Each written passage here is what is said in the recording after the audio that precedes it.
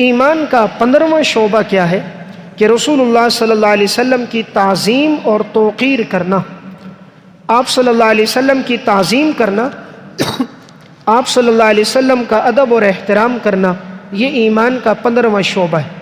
قرآن کریم میں اللہ رب العزت نے ایمان والوں کو 4 چیزوں کا حکم دیا۔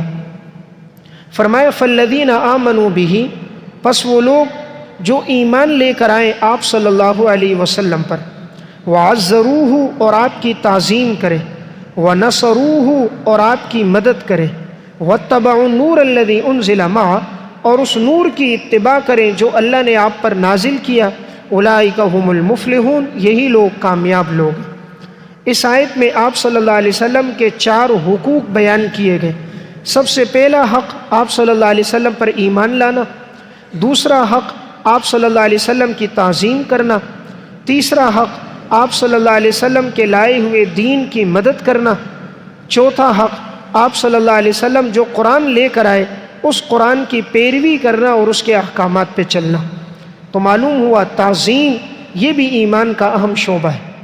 قرآن کریم میں اللہ رب العزت ارشاد فرماتے ہیں اِنَّا أَرْسَلْنَاكَ شَاهِدًا وَمُبَشِّرًا وَنَذِيرًا، یقیناً ہم نے آپ کو گواہ بنا کر خوشخبری دینے والا، ڈرانے والا بھیجا، لِتُؤْمِنُوا بِاللَّهِ وَرَسُولِهِ، تاکہ تم لوگ ایمان لاؤ اللہ پر، اللہ کے رسول پر، وَتُعَزِّرُوهُ وَتُوَقِّرُوهُ، اور تم اس پیغمبر کی تعظیم کرو اور اس پیغمبر کا ادب اور احترام کرو۔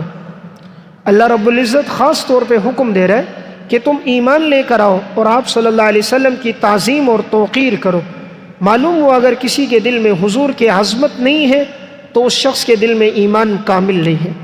ایمان تبھی مکمل ہوگا جب دل میں آپ صلی اللہ علیہ وسلم کی محبت ہوگی۔ دیکھیں، محبت اور تعظیم الگ الگ چیز ہے۔ محبت الگ چیز ہے، تعظیم الگ چیز ہے۔ انسان کو اپنی اولاد سے محبت ہوتی ہے، وہ محبت ہے، تعظیم نہیں ہے۔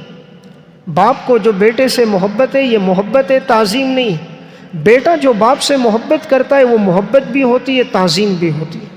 تو حضور سے محبت بھی ضروری ہے، تعظیم بھی ضروری ہے۔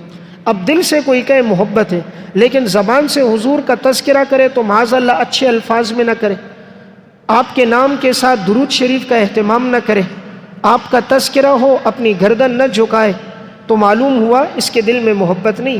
محبت کے ساتھ تعظیم لازم، کہ وہ ایسی محبت ہونی چاہیے جس محبت کے پیچھے عظمت بھی ہو۔ اس لیے قرآن کریم میں اللہ رب العزت نے آپ صلی اللہ علیہ وسلم کے بارے میں فرمایا لا تجعلوا دعاء الرسول بینکم کدعاء بعضکم بعضا، تم حضور کو اس طرح مت پکارو جیسے تم ایک دوسرے کو آپس میں پکارتے ہو۔ یعنی جیسے انسان دوسرے کو بلاتا ہے نام لے کر، تو حضور کو نام لے کر نہیں بلانا ہے، حضور کو یا رسول اللہ کہہ کر پکارنا ہے۔ اس لیے اللہ نے پورے قرآن میں یا محمد کہہ کر آپ کو نہیں پکارا، دیگر انبیاء علیہ السلام کو پکارا، حضرت نوح، حضرت آدم، حضرت ابراہیم، حضرت موسیٰ، حضرت اسماعیل علیہ السلام۔ لیکن پورے قرآن میں اللہ تعالیٰ نے جہاں کہیں آپ کو مخاطب کیا عموماً یا ایھا المزمل، یا ایھا المدثر، یاسین، طٰہٰ، اور رسول اور نبی کے القابات کے ساتھ پکارا۔ اسی طرح شاہد، مبشر، نذیر کے لقب کے ساتھ پکارا، تو یہ آپ کی عظمت ہے۔ تو اس سے یہ بات معلوم ہوئی حضور کی تعظیم بھی ضروری ہے۔ حضور کی تعظیم کتنی ضروری ہے کہ سنن ابی داؤد کی ایک روایت ہے، ایک صحابی ہیں ابی ابن کعب رضی اللہ تعالیٰ، یہ نماز پڑھ رہے تھے، آپ صلی اللہ علیہ وسلم نے ان کو پکارا، انہوں نے جواب نہیں دیا کہ میں نماز میں ہوں۔ نماز ختم ہو گئی، پھر یہ حضور کے پاس آئے، حضور نے فرمایا میں نے تمہیں بلایا تھا اور تم نہیں آئے۔ فرمایا یا رسول اللہ میں تو نماز پڑھ رہا تھا۔ آپ نے فرمایا کیا تم نے قرآن کریم کی یہ آیت نہیں پڑھی؟ قرآن کریم میں استجیبوا للہ وللرسول اذا دعاکم لما یحییکم، جب تمہیں اللہ اور اللہ کا رسول پکارے تو ان کی پکار کو قبول کرو۔ اللہ اور اللہ کا رسول جب بھی پکارے ان کی پکار کو قبول کرو، اس لیے کہ وہ تمہیں وہ احکامات دیتے ہیں جس کے ذریعے سے تمہیں اللہ زندگی عطا کرتا ہے۔ تو اس سے معلوم ہوا جب نماز کے اندر حضور پکارے تو حضور کی پکار کو قبول کرنا لازم ہے، تو عام زندگی میں تو حضور کی لائی ہوئی شریعت پر، احکامات پر عمل بطریق اولا ضروری ہے۔ تو اس روایت میں آپ صلی اللہ علیہ وسلم نے فرمایا ان النبی صلی اللہ علیہ وسلم نادا ابی ابن کعب، وهو قائم يصلي، وہ کھڑے نماز پڑھ رہے تھے. فلم يجبه، جواب نہ دیا. فقال ما منعك ان تجيبني یا ابی، ابی تمہیں کس چیز نے روکا تم نے مجھے جواب نہ دیا؟ فقال كنت اصلي، میں نماز پڑھ رہا تھا. فقال الم يقل الله تبارك وتعالى استجيبوا لله وللرسول اذا دعاكم لما يحييكم. قرآن کریم میں اللہ رب العزت نے ارشاد فرمایا یا ایھا الذین آمنوا لا تقدموا بین یدی اللہ ورسولہ، اے ایمان والو تم اللہ اور اللہ کے رسول سے آگے نہ بڑھو. تو یہ حضور کی تعظیم ہے کہ حضور سے آگے نہیں بڑھنا، ہر چیز میں اللہ اور اللہ کے رسول کے احکامات کے پیچھے چلنا ہے. ان سے جو آگے بڑھے گا، اپنی طرف سے کوئی بات لے کر آئے گا تو اس کی ایسی بات اور فعل بدعت کہلائے گا. تو دین میں اصل چیز اتباع ہے.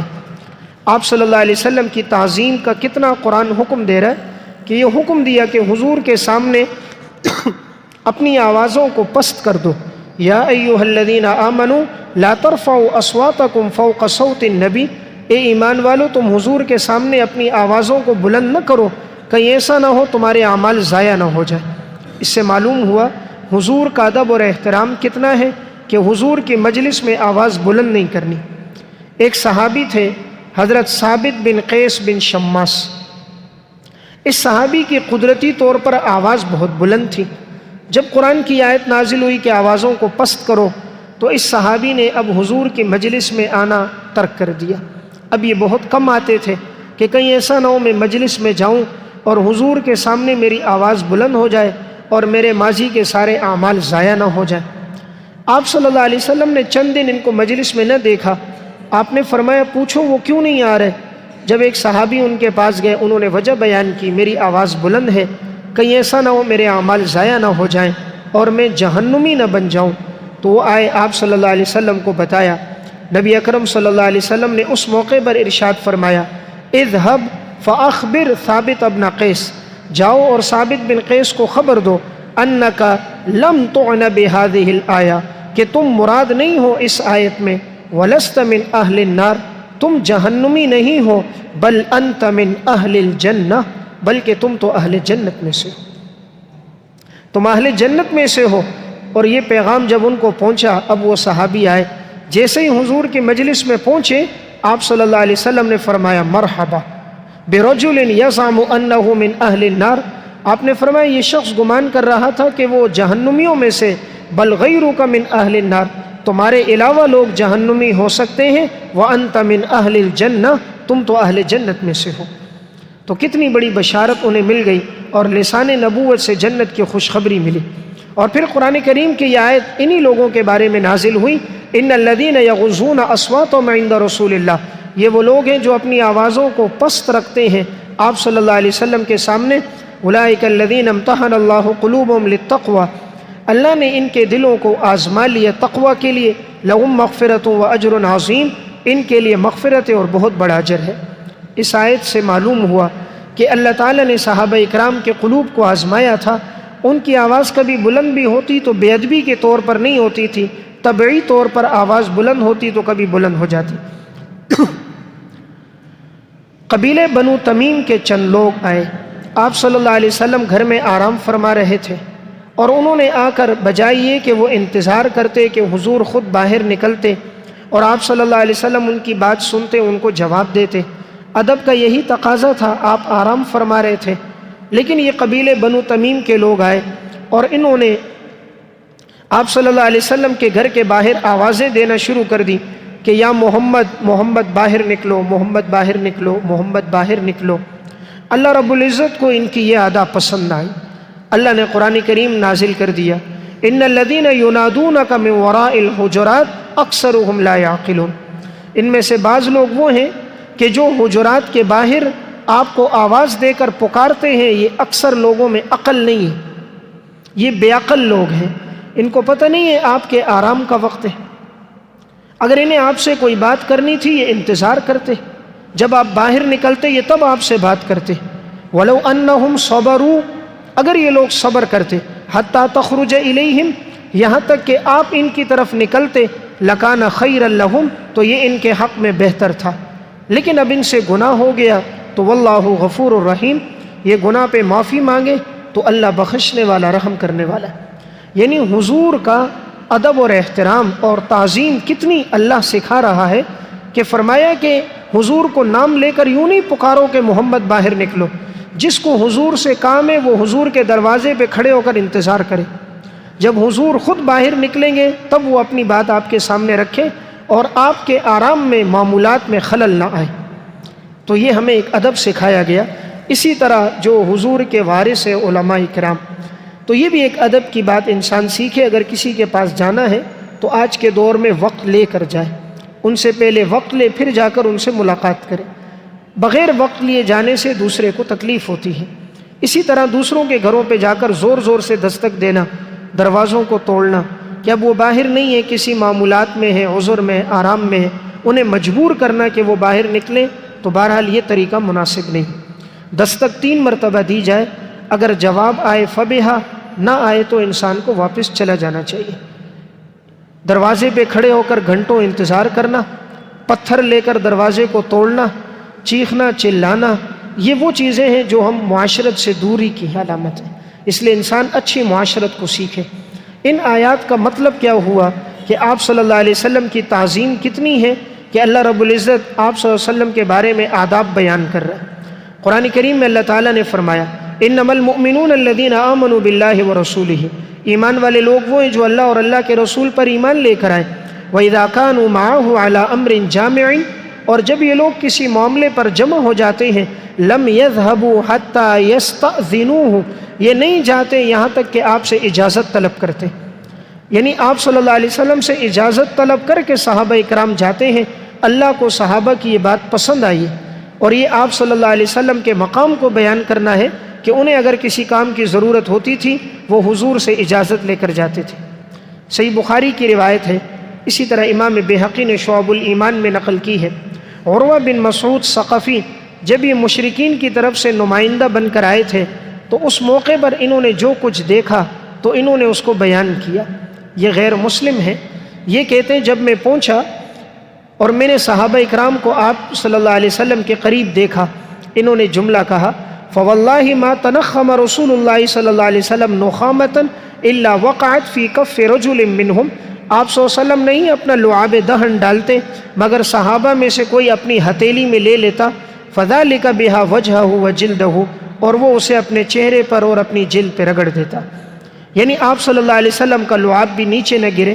وَإِذَا أَمَرَهُمْ ابْتَدَرُوا أَمْرَهُ، آپ اگر حکم دیتے تو ہر ایک جلدی کرتا، آپ کے حکم کو پورا کرتا۔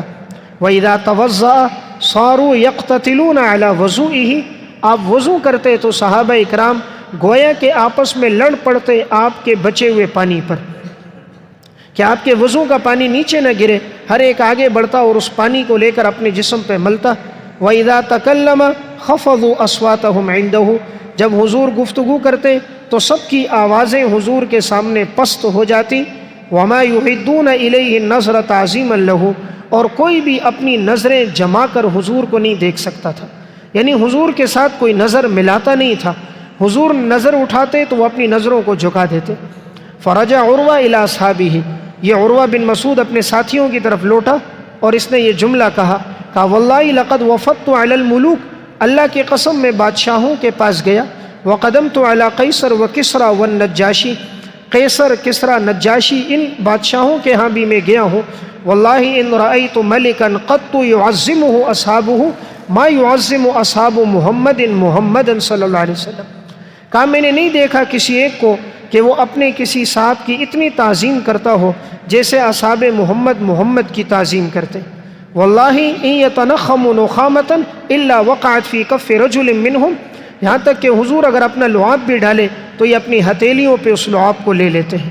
تو اس سے اشارہ ہے آپ صلی اللہ علیہ وسلم کی تعظیم حضرات صحابہ اکرام کے دلوں میں کتنی تھی، اور جب وہ حضور کی مجلس میں بیٹھتے تھے ان کی کیفیت کیا ہوتی۔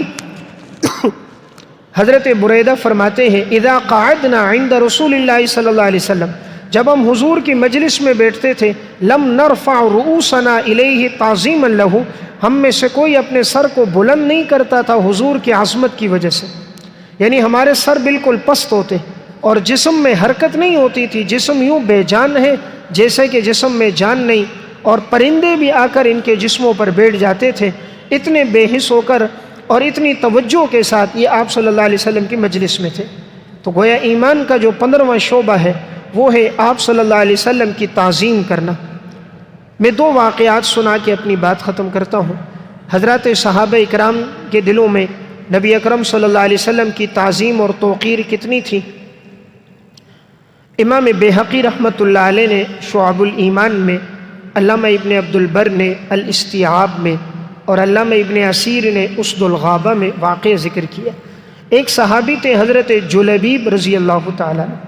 یہ صحابی ذرا سیاہ فام تھے، شکل و شباہت کے اعتبار سے اتنے خوبصورت نہیں تھے، اس لیے ان کا کہیں رشتہ بھی نہیں ہوا تھا۔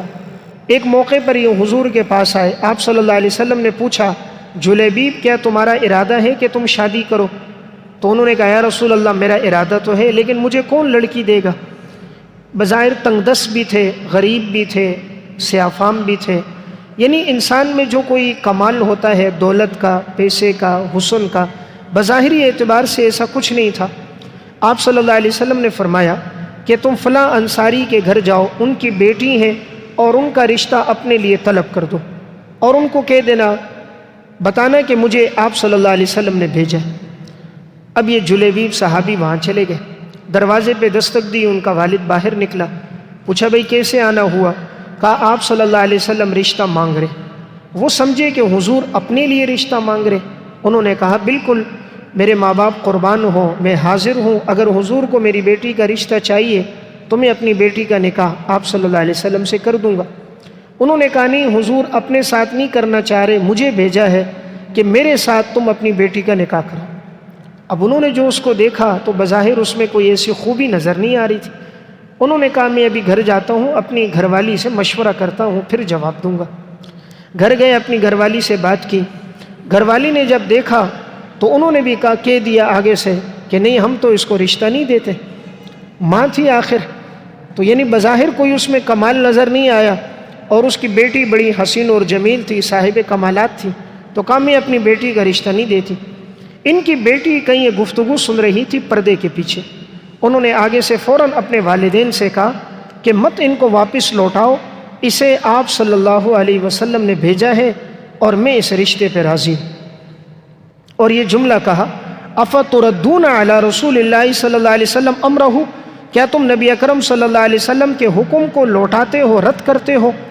ادفعونی الی رسول اللہ صلی اللہ علیہ وسلم، تم مجھے حوالے کر دو آپ صلی اللہ علیہ وسلم کے، فإنہ لن یضیعنی، اللہ کی قسم آپ صلی اللہ علیہ وسلم مجھے ضائع نہیں کریں گے، حضور میرا جان نکاح کریں گے، اس میں میرے لیے خیر ہوگی۔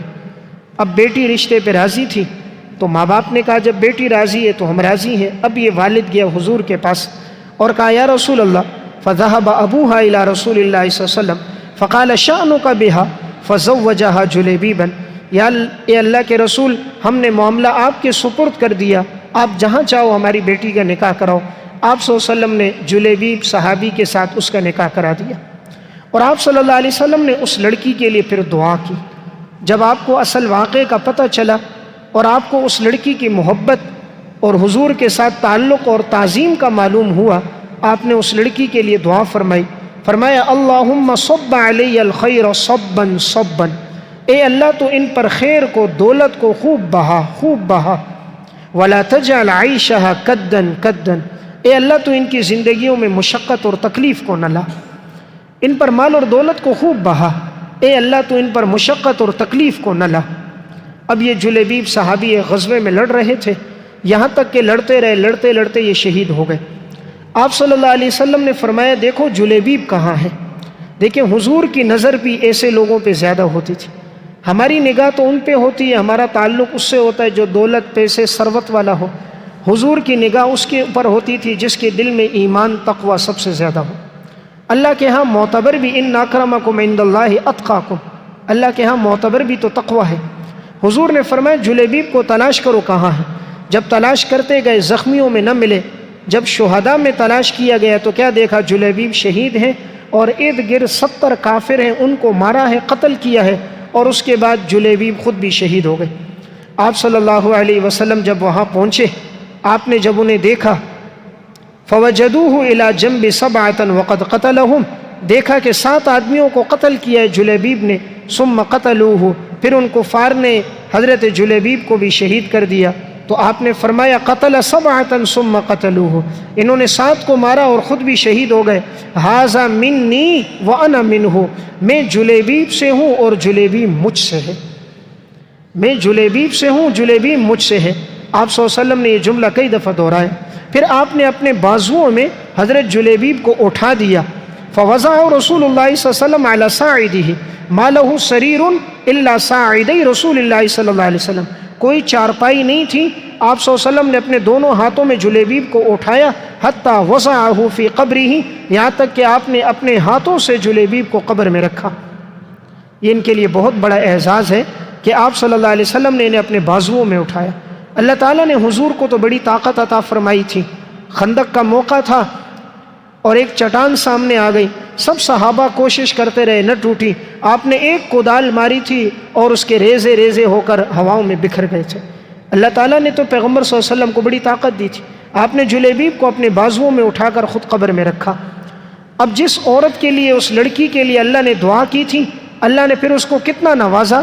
راوی کہتا ہے قال ثابت فما کان فی الانصار ای من انفق منہا، انصار کی عورتوں کے اندر کوئی بھی عورت ان سے زیادہ خرچ کرنے والی نہیں تھی۔ اللہ نے پھر اس کو اتنی دولت دی، اتنا پیسہ دیا، اتنا پیسہ دیا، سب سے زیادہ بیوہ عورتوں میں مال اس کے پاس تھا۔ انصار کی عورتوں میں سب سے زیادہ سخی عورت پھر یہی عورت تھی۔ دیکھیں اس حضور کے فیصلے پہ راضی ہوئی، اللہ نے کتنا نوازا۔ اگر وہ چاہتی تو انکار کر دیتی، لیکن اس نے حضور کی تعظیم کی تو اللہ رب العزت نے ایسا نوازا، اتنی دولت عطا فرما دی کہ مدینے میں اس سے زیادہ پھر مالدار کوئی عورت نہیں تھی۔ اس لیے ایک حق بنتا ہے، ایمان کا ایک شعبہ، آپ صلی اللہ علیہ وسلم کی تعظیم۔ جب انسان کے دل میں تعظیم ہوتی ہے، اللہ رب العزت اس کو نوازتا ہے اور وہ حضور کے فیصلے پہ راضی ہوتا ہے، اللہ بہترین بدلہ عطا فرماتا ہے۔ امام بیہقی رحمۃ اللہ علیہ نے ایک واقعہ یہاں لکھا، ایک خاتون تھی فاطمہ بنت قیس، یہ بڑی ہی سمجھدار اور دانا خاتون ہے، اللہ تعالیٰ نے اس کو بھی بڑا حسن و جمال عطا کیا تھا۔ آپ صلی اللہ علیہ وسلم کے جو منہ بولے بیٹے تھے حضرت زید بن ثابت، ان کے بیٹے تھے حضرت اسامہ۔ حضرت اسامہ بن زید بھی ذرا سیاہ فام تھے، اتنے زیادہ خوبصورت نہیں تھے، اور یہ حضرت فاطمہ خوبصورت تھی۔ آپ صلی اللہ علیہ وسلم نے ان کی طرف پیغام بھیجا کہ تم حضرت اسامہ کے ساتھ نکاح کر دو۔ فاطمہ بنت قیس سے کہا تو انہوں نے ابتدا میں ذرا ناپسند کیا کہ خود اتنی حسین اور جمیل اور وہ بظاہر سیاہ فام، تو اب کہاں عورت سیاہ فام کے ساتھ نکاح کرتی ہے جب حسن و جمال والی ہو۔ آپ صلی اللہ علیہ وسلم نے آگے سے فرمایا طاعت اللہ و طاعت رسولہ خیر لک، اللہ اور اس کے رسول کی اطاعت کرو، یہ تمہارے لیے بہتر ہے۔ جب یہ جملہ حضور نے فرمایا، حضرت فاطمہ کہتی ہے میں رشتے پہ راضی ہو گئی، فنکحتہ، تو میں نے اسامہ سے نکاح کر دیا۔ فجعل اللہ فیہ خیرا واغتبطت بہ، اللہ تعالیٰ نے میرے اس نکاح میں خوب بھلائی ڈالی، اور پھر یہ ایسا نکاح ہوا کہ میں اس پہ رشک کیا کرتی تھی، یعنی ایسی محبت ہمارے درمیان میں قائم ہو گئی، ایسے الفت اور تعلق قائم ہوا، اللہ نے مستقبل میں اتنا دولت اور ثروت سے اللہ نے ایسا نوازا کہ میں مستقبل میں رشک کیا کرتی تھی۔ حضور کا فیصلہ بالکل اچھا فیصلہ تھا، جو میں اس فیصلے پہ راضی ہوئی تو اللہ نے مستقبل میں نوازا۔ تو جب انہوں نے حضور کی تعظیم کی، آپ کے فیصلے پہ راضی ہوئی، تو اللہ رب العزت نے ان کو بھی مستقبل کا سکون عطا فرما دیا۔ تو گویا ایمان کا 15واں شعبہ یہ ہے کہ آپ صلی اللہ علیہ وسلم کی تعظیم کی جائے۔ اس لیے جب بھی حضور کا نام نامی اس میں گرامی آئے، انسان محبت سے لے، درود شریف کا اہتمام کرے، آپ کی حدیث کا تذکرہ ہو، ادب کے ساتھ سنے، آپ کی احادیث کو آگے نقل کرے اور امت میں داعی بنے اور حضور کی تعلیمات کو آنے والی نسلوں تک پہنچائے۔